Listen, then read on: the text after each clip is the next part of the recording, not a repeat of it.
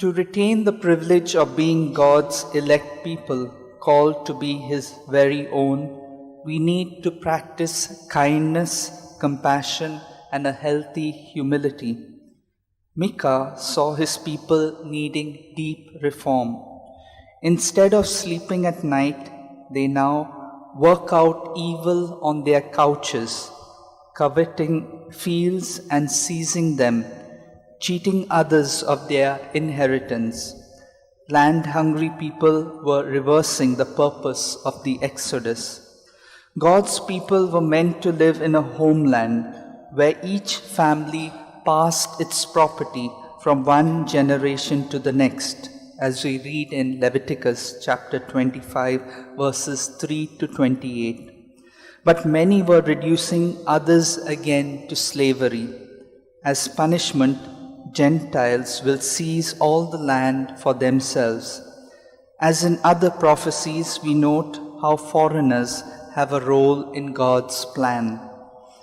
Matthew quotes Isaiah about the suffering servant. The purpose of Jesus is well described by this passage, written during the Babylonian exile. Its message was rejected in his own day, as its attitude towards the Gentiles seemed too mild, even hopeful for their salvation. Jesus is described as my servant whom I have chosen, my loved one in whom I delight.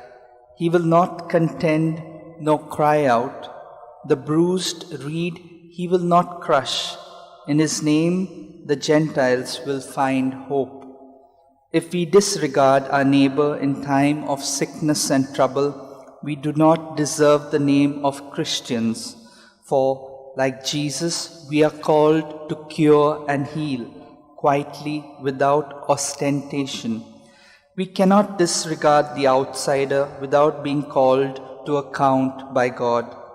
As we show empathy for foreigners on the example of Jesus, we will be instruments of hope, not just for others, but also for ourselves.